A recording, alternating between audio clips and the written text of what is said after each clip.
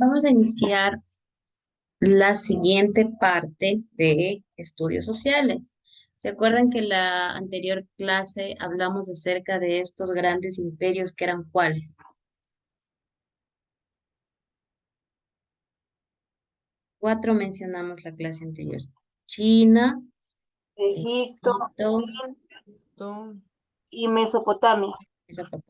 Que de estas cuatro culturas o estas cuatro imperios eran fluviales, ¿no? Que se transportaban y todo era en base a conexiones con ríos. Ahora vamos a ver las culturas mediterráneas. Entre ellas tenemos a la antigua Grecia. Voy a escuchar su lectura. Pilar, antigua, Grecia antigua. Ahí o más grandecito. Ahí. Bien. Grecia antigua.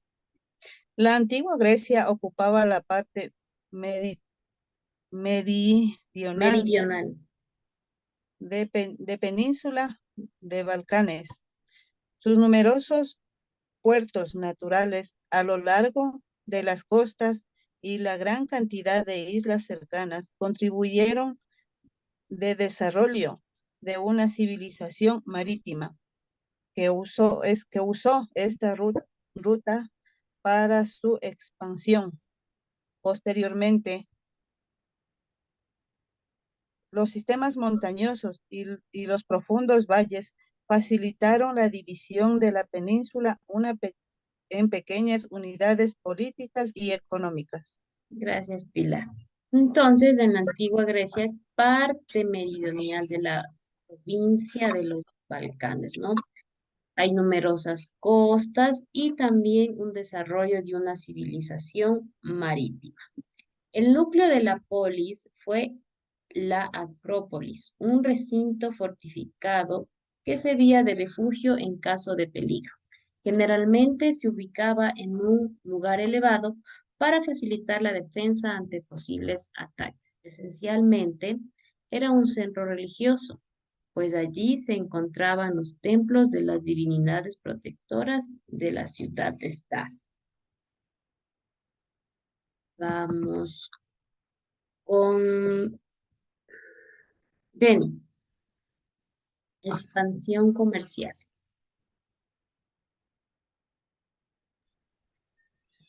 En el siglo 7, 8 antes de Cristo.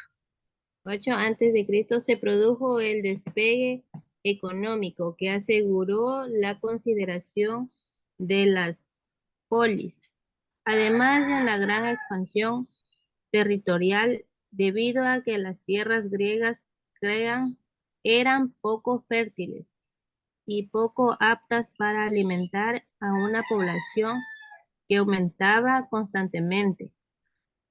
Adicionalmente, las polis más poderosas tenían la intención de expandir su comercio y exportar sus artesanías.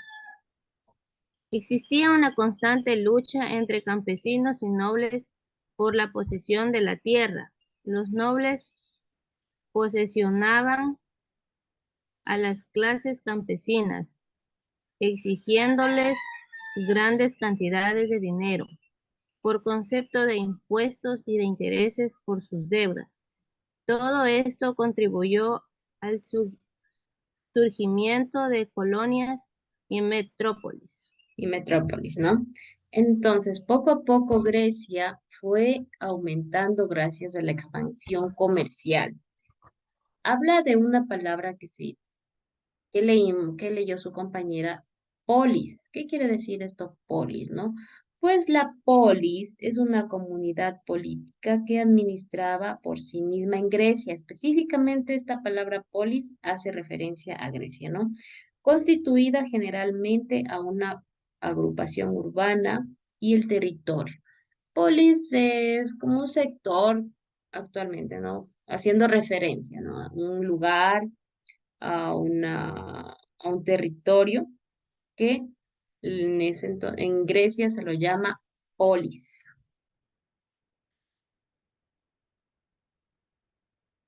Un personaje, bueno, Grecia ha tenido algunos personajes y grandes científicos y filósofos. Entre ellos está Pericles, que era el gran caudillo y reformador de la democracia ateniente. Vamos con Marco. ¿Quién era Pericles?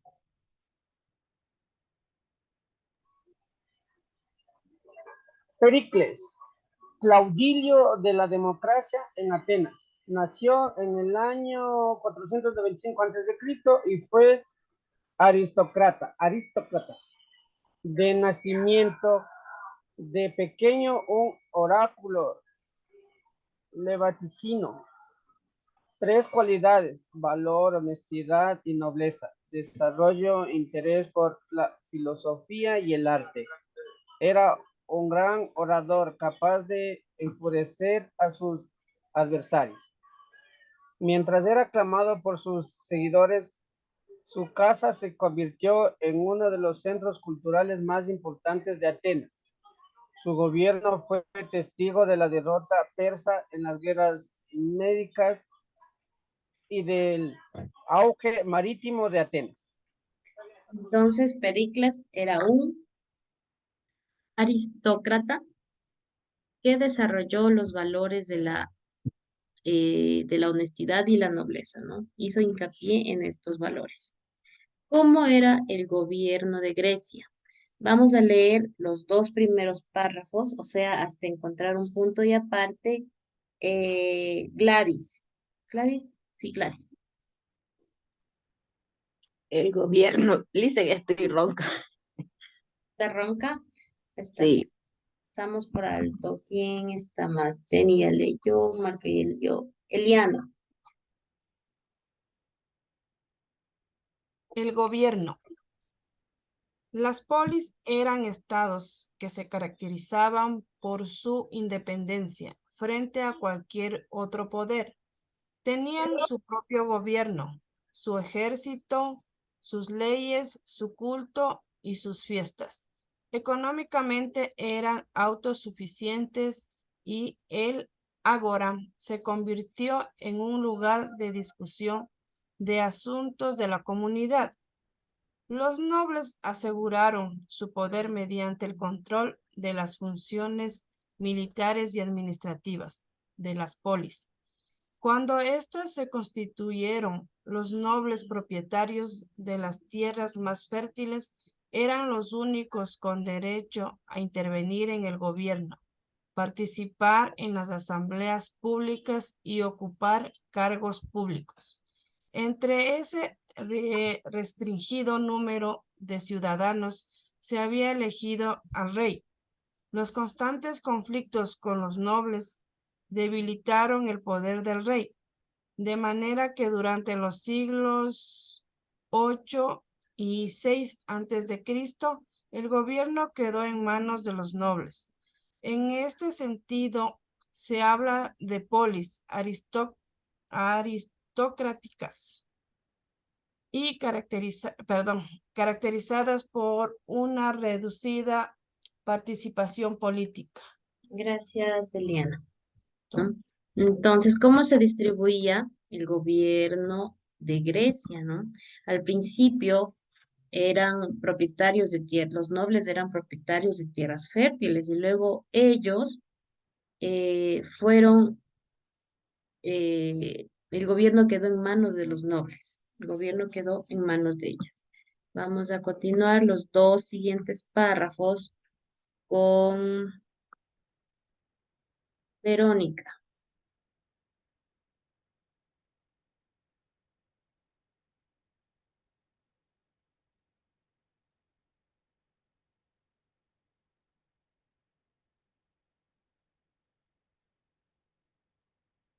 Mi casa nos fue. Tatiana, dos siguientes párrafos. La democracia.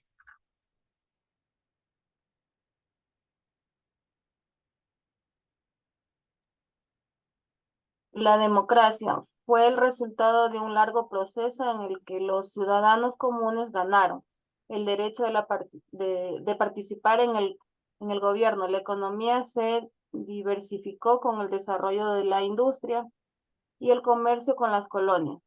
Los aristócratas terratenientes ampliaron sus negocios, mientras que los pequeños propietarios empobrecieron. Se incorporaron a las actividades de las polis y lograron acumular riquezas.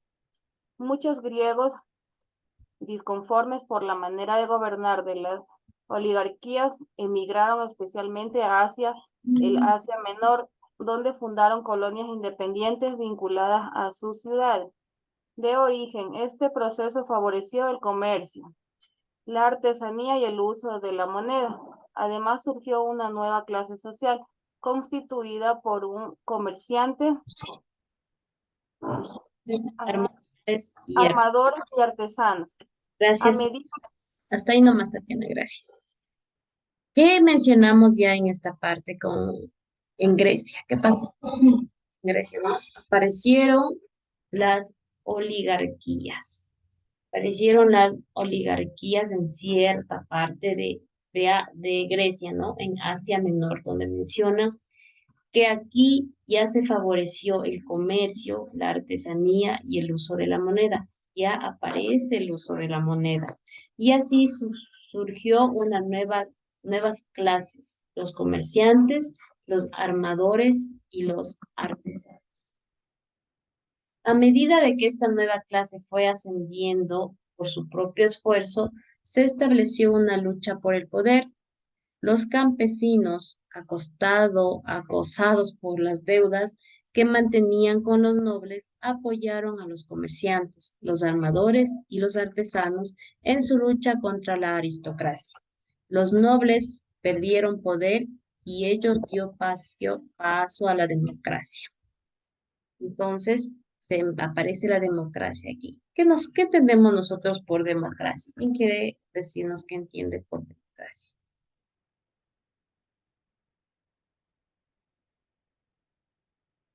Cuando decimos democracia, ¿no? Recordemos que vivimos en un país en donde aplicamos la democracia y usted recientemente fue a aplicar la democracia en un voto, ¿verdad? ¿Qué quiere decir la palabra democracia?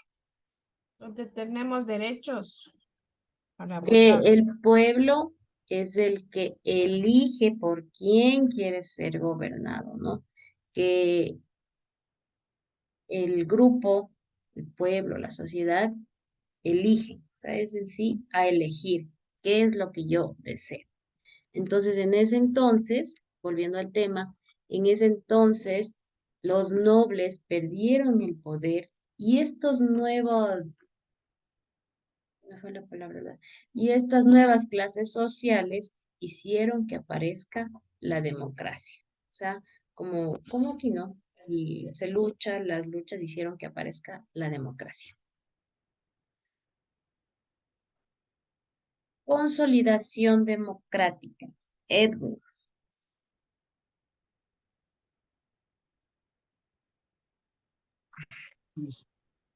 En la democracia, ateniéndose, los ciudadanos participaban directamente en las decisiones del gobierno de la polis a través de su voto en la asamblea y podían acceder a la mayoría de cargos públicos por sorteo, pues todos eran considerados iguales. Una de las medidas que más contribuyó a la consolidación democrática tomada por Pericles fue establecer un pago para los ciudadanos que acudieran a votar o que ocuparan cualquier cargo público. Esta medida permitió que todos los ciudadanos, incluso los más pobres, pudieran dedicarse a la política sin necesidad de desarrollar otras actividades para sobrevivir. Gracias, Edwin. Apareció la democracia a través de un voto, ¿no? Y fue Pericles, quien ya leímos arriba quién fue, quien hizo que esto fuera posible, ¿no? Incentivó que incluso los más pobres pudieran dedicarse a la política sin necesidad de desarrollar otras actividades para sobrevivir. apareció los votos, ¿no? La consolidación de la democracia para ser elegidos por quienes. En la antigua Grecia hubieron algunos filósofos que sobresalieron hasta ahora. En la actualidad son mencionados como citas bibliográficas por sus grandes aportes que dejaron en la sociedad.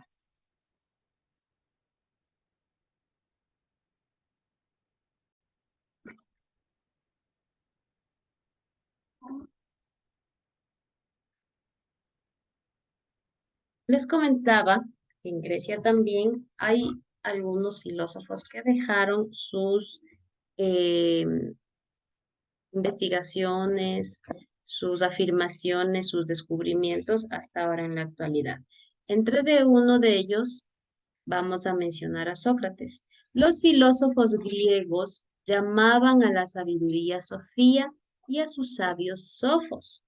A Pitágoras le pareció que ese nombre era demasiado pretencioso y tomó el del filósofo, que significa amante de la sabiduría. Desde entonces, todos aquellos que se preocupan para encontrar la esencia, las propiedades, las causas y los efectos del universo se llaman filósofos. No todos somos filósofos, solo aquellos que se preocupan de encontrar la esencia, la causa y los efectos del universo. Entre ellos tenemos a Sócrates, en falta de leer. En falta de leer. Gladys me dijo, Gladys. Verónica estaba ronca, me dijo. Yo le dije que estaba ronca, No, Lice. Lice. Me confunde. A ver, Verónica estaba ronca, que lea Gladys, digo. No, yo no estaba ronca. ¿Quién estaba ronca? Yo, Lice. Ah, al revés entonces. Vamos, Verónica, con la lectura. Sócrates Sócrates. vivió entre el 470 y el 399 a.C. Su pensamiento es conocido a través de los diálogos de Platón, pues él nos dejó, pues él no dejó escrito. Según Sócrates, los mitos no bastaban para comprender al ser humano y al mundo, por lo que propuso desarrollar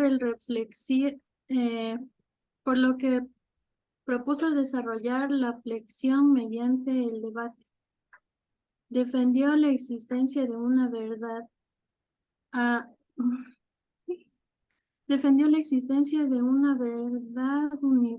universal y que la razón y el autoconocimiento nos hace sabios y virtuosos. Acusado de debilitar la moral de la polis y de corromper a los jóvenes, fue condenado a beber cicuta. Gracias, Perdón. Verónica. Se puso nerviosa después de dar los puntos que tenía que decir. No, pero se notó los puntos, las pausas que quería expresar, pero creo que se nos puso muy nerviosa que se le trabó la lengua, ¿no? No importa, para eso estamos aquí, para aprender. ¿Qué nos dice Sócrates? Que él fue acusado en aquel entonces, antes de Cristo, de debilitar la moral de la polis, que era la polis de un sector, de un territorio, ¿no? Corromper a los jóvenes y fue a beber cicuta. ¿Qué es? Ahorita voy a verificar. Es una especie herbácea típica de los caninos. Es venenosa, ¿no? Su veneno puede ser letal. Es debido a los alcaloides tóxicos que posee, de los que destaca la conina. Una vez ingerido, producen primeros síntomas, la paralización de los nervios sensitivos y motores, que luego derivan a la parálisis general, ¿no? Es una planta venenosa. Que le obligaron a beber a Sócrates para matarlo. ¿Por qué? Porque contribuyó al pensamiento crítico, al desarrollo del pensamiento crítico. Desde ahí reflexionemos, ¿no? O sea, no es que Sócrates haya sido loco, ¿no? Desde antes sabíamos que pensar críticamente, que usted me dé su criterio, que Jenny, que Marcos, cualquiera de ustedes me dé su criterio, es fundamental ahora, ¿verdad? Entonces, en ese entonces a Sócrates no lo creían así. Por eso fue lo que él nos dejó. Vamos con Platón. Me faltan uno, dos, tres. Alguien me falta. Tatiana. No, ya leyó Tatiana. Bien, falta de leer.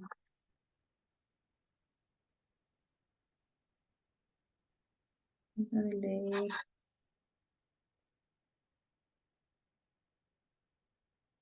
¿Dónde estamos? Los 8. Bueno, de nuevo, Marco, por favor. Platón. Ya les Platón, discípulo de Sócrates, vivió entre el 427 y el 374 antes de Cristo.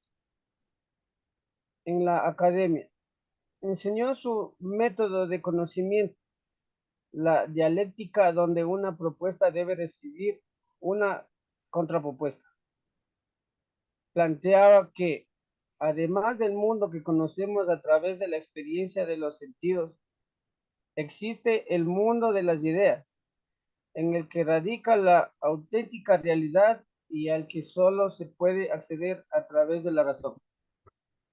Propuso también el primer modelo utópico, según el cual para que el Estado procure felicidad a todos los ciudadanos, se debe superar la concepción tiránica,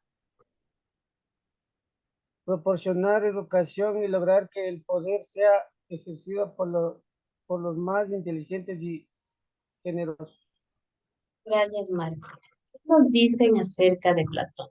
Primero, que fue un discípulo de Sócrates, que fue el anterior filósofo que leímos, ¿no? Fue su estudiante, ¿no? Su pupilo, como a veces llaman por aquí, para recibir conocimiento de dialéctica.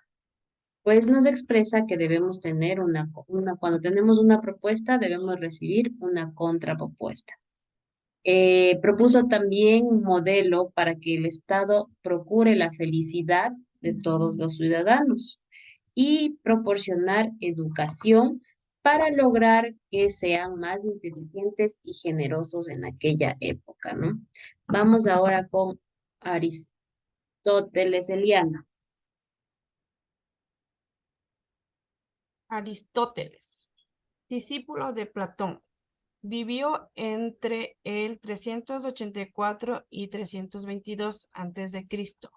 Creó la lógica y dividió las ciencias en 3 grupos: teóricas, matemática, física y metafísica.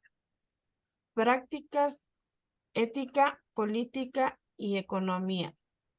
Y poéticas, retórica y poética. Buscó conocer el funcionamiento de todo lo que había a su alrededor, pues consideraba que solo era posible hallar una verdad universal por medio de lo sensible y observable. Dejó muchos escritos, constituidos sobre todo por notas que tomaba para discutir con sus discípulos. Fue el tutor de Alejandro Magno. Gracias, Eliana. Así como fue el nombre. Así como Platón fue de Sócrates, Aristóteles fue el pupilo de Platón. Entonces, aquí el padre de ellos fue Sócrates, porque a la final Platón fue su pupilo y Aristóteles fue pupilo de Platón, ¿no? Pero aquí Aristóteles ya dividió las ciencias en grupos, en teóricas, prácticas y poéticas. En las teóricas ingresa la matemática, la física y la metafísica.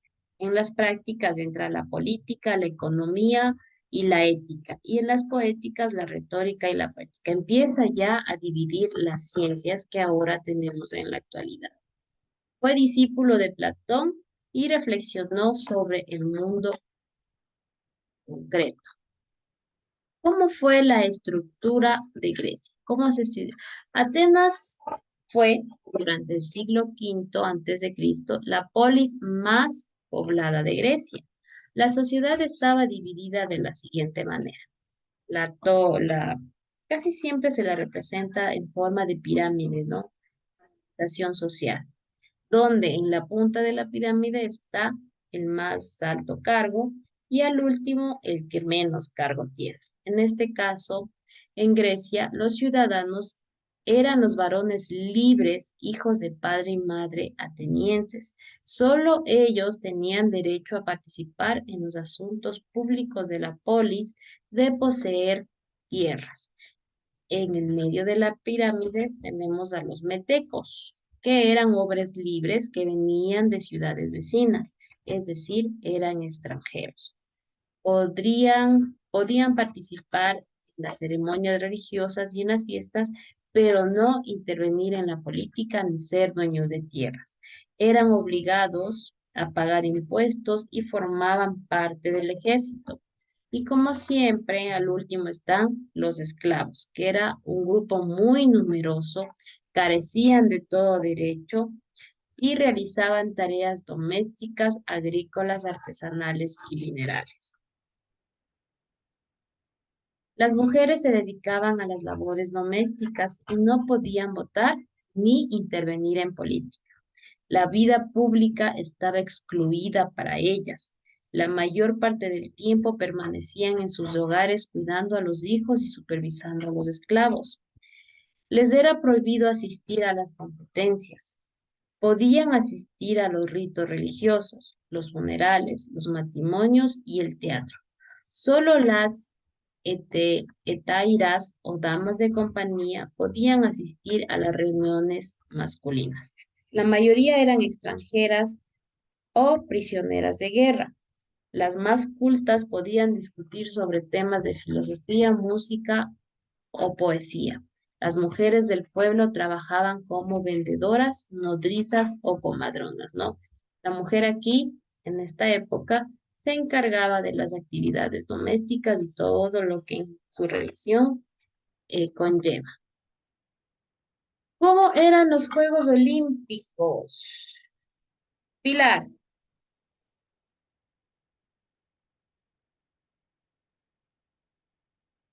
No te parece. Ya. Juegos Olímpicos.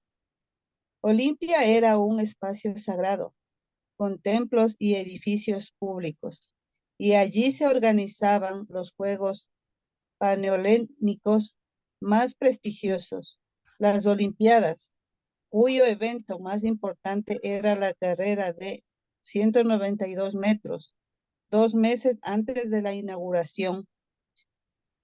Las atletas acudían a Olimpia para conocer las reglas y entrenarse, lo que hacía totalmente desnudos, tal como algunos competirían. Los certámenes empezaron con un sacrificio a Zeus de 100 bueyes.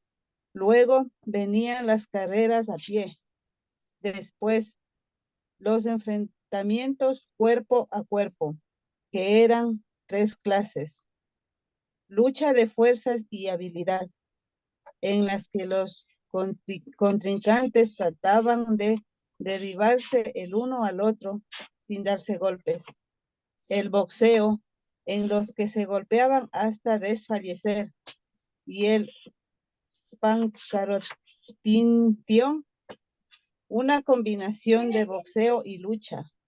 Los Juegos Olímpicos desaparecieron en 393 después de Cristo, cuando el emperador romano Teodosio, por sugerencia de San Ambrosio, los abolió por considerarlos paganos.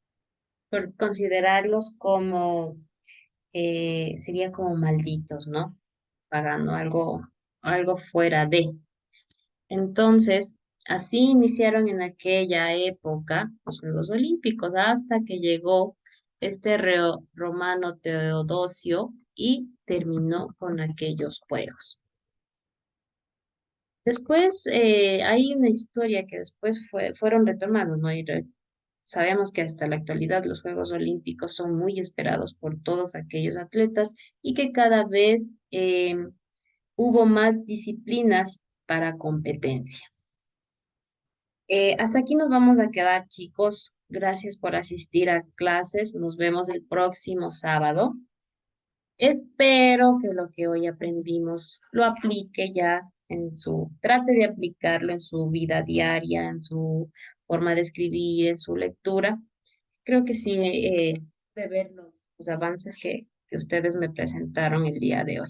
Gracias, chicos. Les felicito. Pude notar su cambio, ¿sí? Nos vemos el próximo sábado. No utilizarán el líquido vital en exageración.